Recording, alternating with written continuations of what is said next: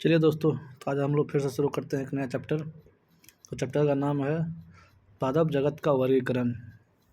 ठीक, पादप जगत का वर्गीकरण है, इसको आज हम लोग फिर से पढ़ेंगे। चलिए तो शुरू करते हैं। तो पहला क्वेश्चन है, निम्नलिखित में से किसे वर्गीय का पितामह कहा जाता है। 4 ऑप्शन आप लोग को दिया गया है, इसमें सही आंसर जो होगा उसमें टिक लगाइए। निम्नलिखित में से किसे वर्गीकी का पितामह कहा जाता है। इसको तो आंसर हो जाएगा इस क्वेश्चन का लीनियस। ठीक, चलिए तो अगला क्वेश्चन है दूसरा नंबर का क्वेश्चन, द्विनाम पद्धति के प्रतिपादक है। द्विनाम पद्धति के प्रतिपादक है, तो इसका सही आंसर आप लोग दीजिए। तो द्विनाम पद्धति का प्रतिपादक कौन है, तो इसका भी है लीनियस। चलिए अगला क्वेश्चन फिर से देखते हैं। तीसरा नंबर का, वर्गीकी का प्राकृतिक सिस्टम। वर्गीकी का प्राकृतिक सिस्टम किस वनस्पति विज्ञान ने प्रस्तुत किया था। क्वेश्चन को ध्यान से पढ़िए। वर्गीकी का प्राकृतिक सिस्टम किस वनस्पति विज्ञान ने प्रस्तुत किया था, तो इसका सही आंसर दीजिए आप लोग। 4 को ऑप्शन दिया गया है, तो इसका सही आंसर होगा स्वीडिश। चलिए फिर से करते हैं 4 नंबर के क्वेश्चन को। तो 4 नंबर के क्वेश्चन में कहा गया है, पुष्पी पादपों को किस में रखा गया है। पुष्पी पादपों को किस में रखा गया है, तो इसका सही आंसर आप लोग दीजिए। देखिए, पुष्पी पादपों को किस में रखा गया है, तो इसका फेनरोगेंस में रखा गया है। चलिए फिर से हम आगे बढ़ते हैं अब 5वां नंबर क्वेश्चन में। तो 5वां नंबर क्वेश्चन में कहा गया है,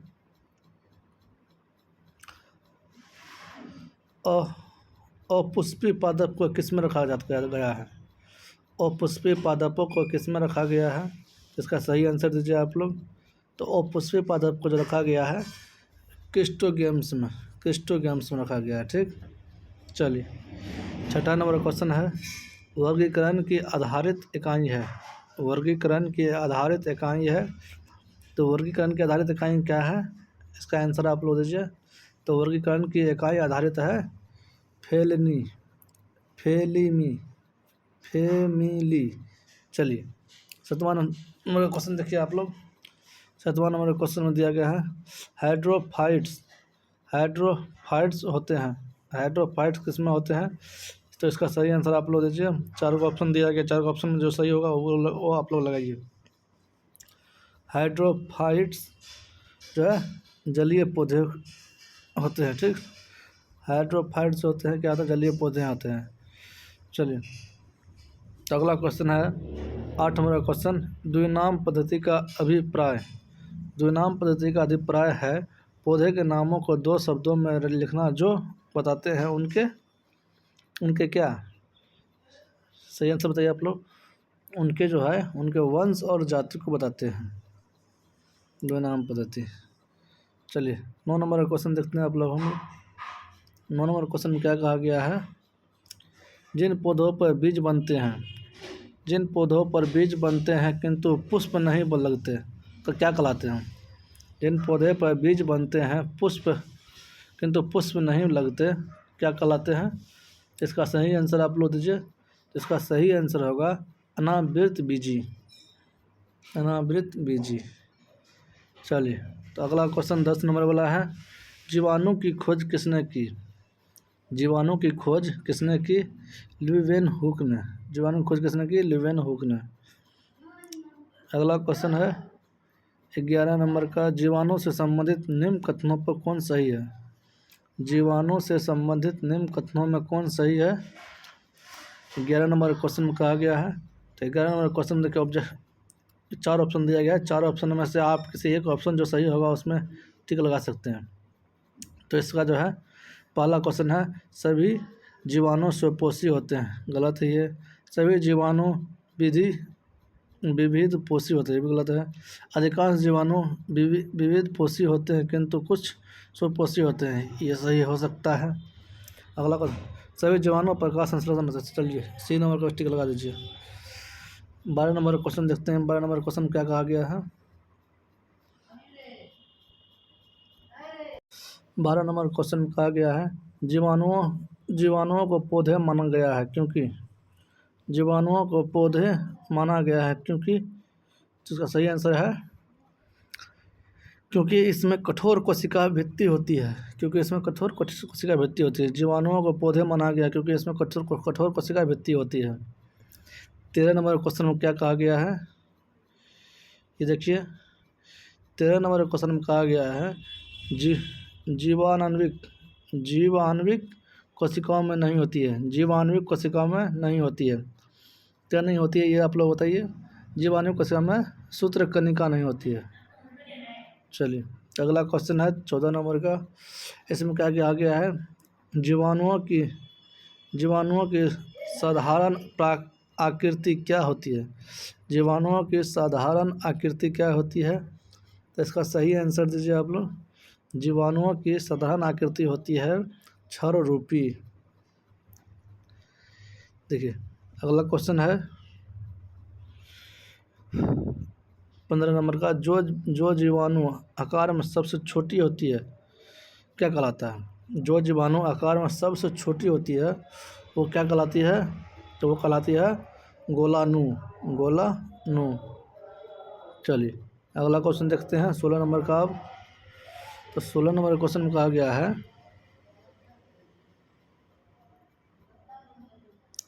16 नंबर क्वेश्चन में कहा गया है एक गोल जीवाणु कहलाता है। एक गोल जीवाणु कहलाता है। एक गोल जीवाणु क्या कहलाता है, इसका सही आंसर आप लोग दीजिए। तो एक गोल जीवाणु है कहलाता है कोकस कहलाता है, कोकस। 17 नंबर क्वेश्चन में है एक सर्पिल जीवाणु को कहते हैं। एक सर्पिल जीवाणु को क्या कहते हैं, तो एक सर्पिल जीवाणु को कहते हैं एस्पेरिलम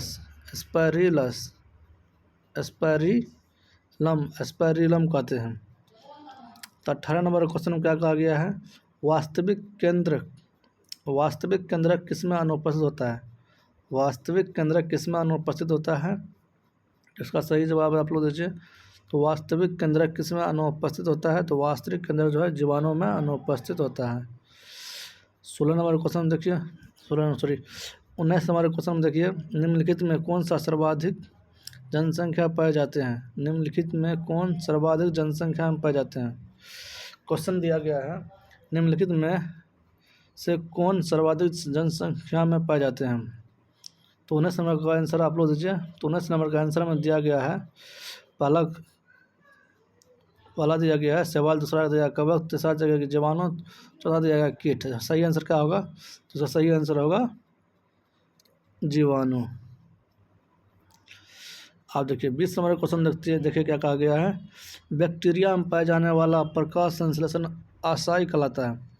बैक्टीरिया में पाए जाने वाला प्रकाश संश्लेषी आशय कहलाता है। तो क्या कहलाता है, इसका जवाब आप लोग दीजिए। इसका जवाब जो हो जाएगा क्या होगा, वर्णकीलवक। चलिए फिर से आगे बढ़ते हैं 21 नंबर क्वेश्चन में। तो 21 नंबर क्वेश्चन में कहा गया है पाश्चर प्रसिद्ध है। इसका सही आंसर क्या होगा, पाश्चर प्रसिद्ध है तो किस में प्रसिद्ध है, इसका सही आंसर हो जाएगा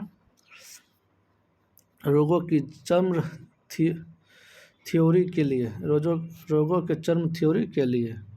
चलिए तो अगला क्वेश्चन फिर से देख लेते हैं हम लोग। 22 नंबर क्वेश्चन है। 22 नंबर क्वेश्चन में कहा गया है निम्नलिखित में सबसे छोटा जीवाणु कौन है। निम्नलिखित में सबसे छोटा जीव कौन है।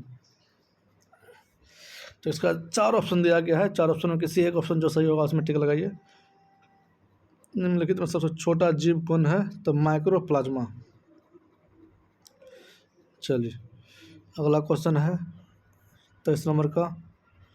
23 नंबर क्वेश्चन में कहा गया है जो जीवाणु सीधे ही वायुमंडलीय नाइट्रोजन को नाइट्रोजन की यौगिक में बदलते हैं क्या कहलाता है। जो जीवाणु सीधे ही वायुमंडलीय नाइट्रोजन को नाइट्रोजन की यौगिक में बदलते हैं क्या कहलाते हैं। तो इसका सही आंसर आप लोग दीजिए। इसका सही आंसर होगा नाइट्रोजन परिस्थितिकारी जीवाणु, सी नंबर होगा। चलिए 24 का आप देख लेते हैं। 24 का कहा गया है मूल ग्रंथिकाओं पाई जाती है। मूल ग्रंथिकाओं पाई जाती है, तो किस में पाई जाती है आप लोग दीजिए। इसका सही आंसर हो जाएगा कुल कुल लेग्यूमिनस पादप तथा कुछ अन्य पौधों में। ये नंबर सही हो जाएगा।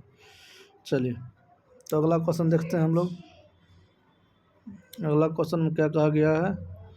तो अगला क्वेश्चन में कहा गया है अधिकांश नमक वाले अचार में जीवाणु जीवित नहीं रह पाते हैं क्योंकि।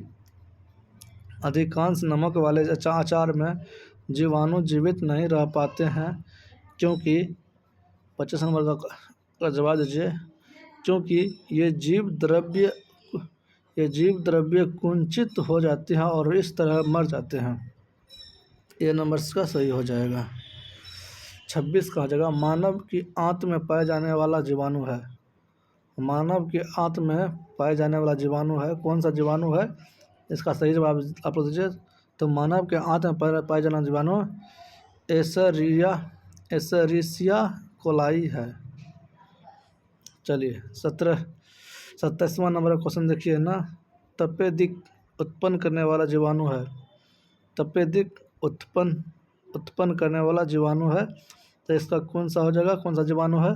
27 नंबर का जो है तो माइक्रोबैक्टीरियम। चलिए 28 नंबर क्वेश्चन देखिए क्या कहा गया है। 28 नंबर क्वेश्चन में कहा गया है भोजन की विषमता उत्पन्न होती है। भोजन की विषाक्तता उत्पन्न होती है, किस में होती है। इसका सही आंसर दीजिए। देखिए भोजन की विषमता उत्पन्न होती है, तो इसका सही आंसर हो जाएगा क्लोस्ट्रीडियम बोटुलिनम द्वारा। बी नंबर से हो जाएगा। 29 का जो है 29 का क्वेश्चन देखिए क्या कहा गया है। एंटीबायोटिक्स अधिकांशतः प्राप्त होते हैं। एंटीबायोटिक्स अधिकांशतः प्राप्त होती है, तो किस में होते हैं ये आप लोग बताइए। इसका तो सही आंसर हो जाएगा जीवाणुओं में। चलिए 30 नंबर क्वेश्चन देख लीजिए। यदि एक जीवाणु कोशिका प्रतिदिन 20 मिनट में विभाजन होती है। यदि एक जीवाणु कोशिका प्रतिदिन 20 मिनट में विभाजित होती है तो दो घंटे में कितने जीवाणु बनेंगे। यदि एक जीवाणु प्रति कोशिका 20 मिनट में विभाजित होती है तो दो घंटे में कितने जीवाणु बनेंगे। तो इसका सही आंसर दीजिए आप लोग। तो 2 घंटे में जो है इसमें कितने जीवाणु बनेंगे। 2 घंटे में 64 जीवाणु बनेंगे। चलिए अगला क्वेश्चन है 31 नंबर का। नाइट्रोजन यौगिकीकरण में निम्नलिखित में से कौन सी फसल सहायक होती है। नाइट्रोजन यौगिकीकरण में निम्नलिखित में से कौन सी फसल सहायक होती है। तो कौन सी फसल सहायक होती है, इसका सही जवाब दीजिए आप लोग। तो इसका हो जा फली हो जाएगा, सी नंबर का। चलिए 32 नंबर क्वेश्चन देख लेते हैं। नाइट्रोजन स्थिरीकरण में लेग हीमोग्लोबिन का कार्य क्या है। नाइट्रोजन स्थिरीकरण में लेग हीमोग्लोबिन का कार्य क्या है। तो इसका सही जवाब दीजिए। इसका कार्य क्या होता है। इसका कार्य होता है ऑक्सीजन का अवशोषण करना। चलिए 33 नंबर क्वेश्चन देखते हैं हम। 33 नंबर क्वेश्चन कहा गया है चाय की पत्तियों के क्यूरिंग में किसका उपयोग होता है। चाय की पत्ती के क्यूरिंग में किसका उपयोग होता है। तो जीवाणु का उपयोग होता है। 34 नंबर क्वेश्चन में कहा गया है मृदा में धान की पैदावार बढ़ाने वाला मुक्त जीवी जीवाणु कौन सा है। मृदा में धान की पैदावार बढ़ाने वाला मुक्त जीवी जीवाणु कौन सा है। तो इसका सही आंसर दीजिए आप लोग। इसका सही आंसर हो जाएगा एनाबीना। चलिए 35 नंबर क्वेश्चन देख लेते हैं अब हम लोग। तो 35 नंबर क्वेश्चन में कहा गया है प्रशीतन खाद्य परिरक्षण में मदद करता है। प्रशीतन खाद्य परिरक्षण में मदद करता है, तो कौन मदद करता है? इसका सही जवाब दीजिए आप लोग। तो इसका सही जवाब हो जाएगा जैव रासायनिक अभिक्रिया की दर को कम करता है, कम कर देता है। ठीक, 36 नंबर क्वेश्चन में कहा गया है दही जमाने में निम्नलिखित में कौन किस सूक्ष्मजीवी का प्रयोग किया जाता है? दही जमाने में निम्नलिखित में से किस सूक्ष्मजीवी का प्रयोग किया जाता है? लैक्टोबेसिलम का, बेसिलस। 37 नंबर क्वेश्चन देखिए। 37 नंबर क्वेश्चन में कहा गया है 37 नंबर क्वेश्चन में कहा गया है निम्नलिखित में से किसके द्वारा दूध खट्टा होता है? निम्नलिखित में से किसके द्वारा दूध खट्टा होता है? तो इसका सही जवाब आप लोग दीजिए। तो इसका सही जवाब हो जाएगा बैक्टीरिया के द्वारा। चलिए 38 नंबर क्वेश्चन देख लेते हैं। 38 नंबर क्वेश्चन में कहा गया है दूध के दही के रूप में जमने का कारण होता है। दूध के दही के रूप में जमने का कारण क्या होता है? इसका सही जवाब होगा, आप लोग बताइए। तो इसका सही जवाब हो जाएगा लैक्टोबेसिलस के द्वारा। ठीक, चलिए तो अगला क्वेश्चन है 39 नंबर का। निम्न में से कौन सा सहजीवी नाइट्रोजन यौगिकीकरण जीवाणु है? निम्नलिखित में कौन सा सहजीवी नाइट्रोजन यौगिकीकरण का जीवाणु है? तो 39 नंबर क्वेश्चन का सही जवाब आप लोग दीजिए। तो इसका सही जवाब हो जाएगा निम्नलिखित में कौन सा सहजीवी नाइट्रोजन यौगिकीकरण के जीवाणु है? तो इसका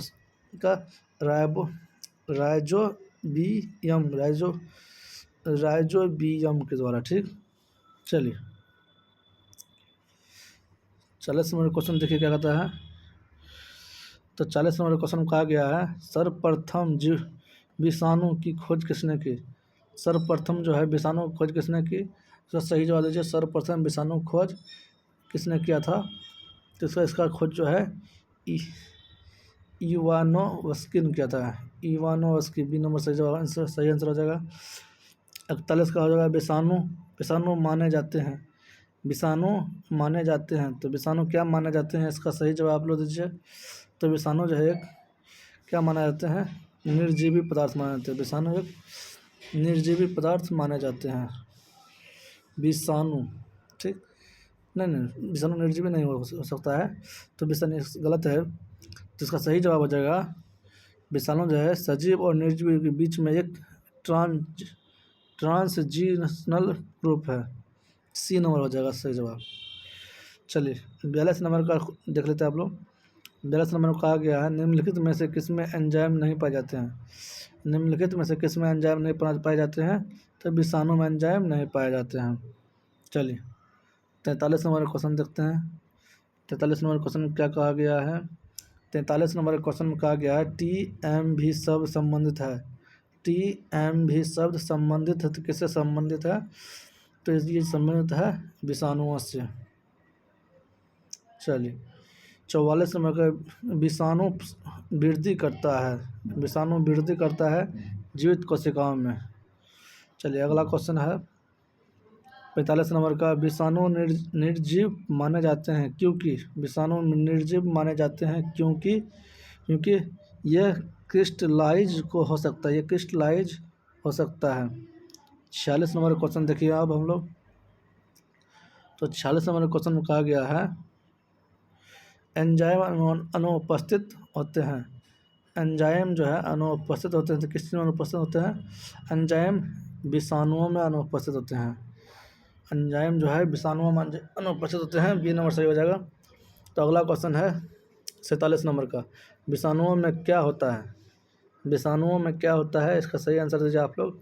विषाणुओं में क्या होता है? विषाणुओं में है न्यूक्लिक एसिड और प्रोटीन पाया जाता है। विषाणुओं में क्या होता है? न्यूक्लिक एसिड और प्रोटीन। चलिए 48 नंबर क्वेश्चन देखते हैं। तो 48 नंबर क्वेश्चन में क्या कहा गया है? तो आलू में मोजेक रोग का कारक तत्व है।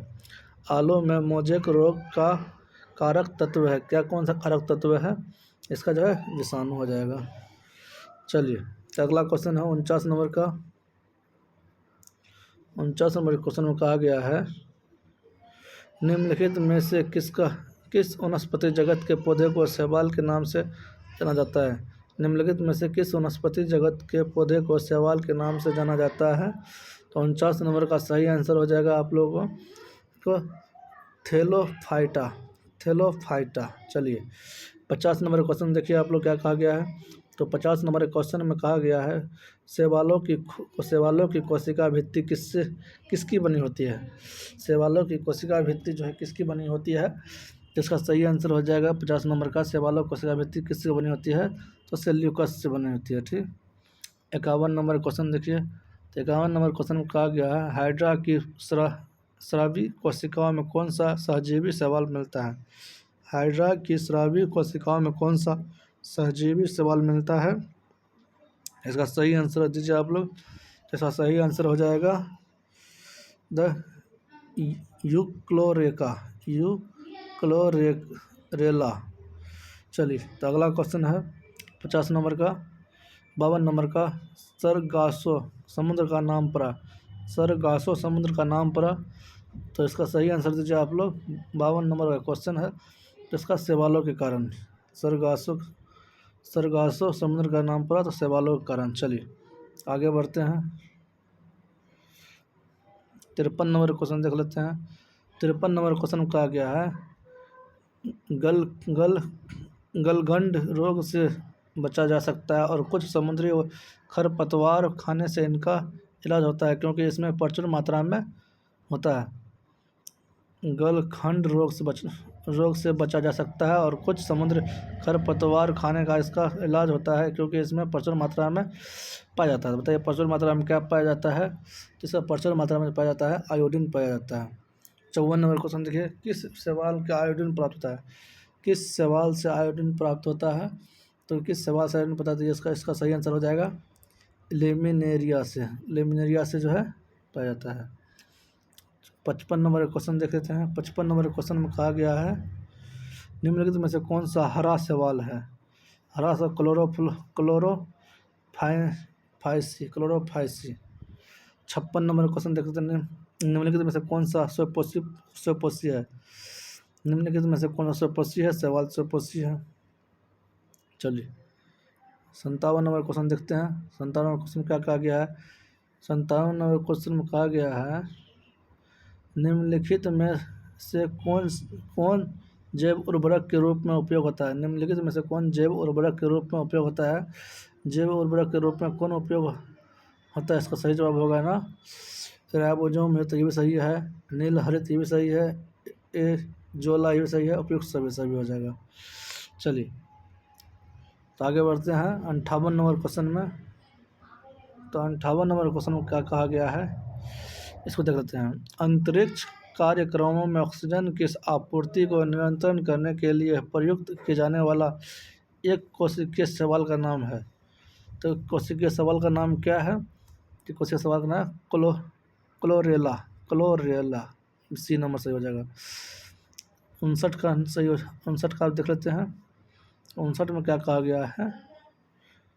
59 कहा गया लाल सागर का लाल रंग किसकी उपस्थिति के कारण होता है?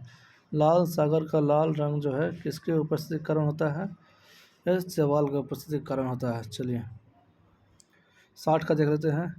एगार किससे तैयार होता है? एगार किससे तैयार होता है? तो 60 नंबर का क्वेश्चन देख लेते हैं। 60 नंबर का जो है एगार शैवाल से तैयार होता है। चलिए 61 नंबर क्वेश्चन कहा गया है वनस्पति जगत के गैर हरित विषमपोषी पौधे कौन से होते हैं? वनस्पति जगत के गैर हरित विषमपोषी पौधे में कौन से होते हैं? तो 61 नंबर का सही जवाब दीजिए आप लोग। तो 61 नंबर का सही जवाब हो जाएगा फंजाई।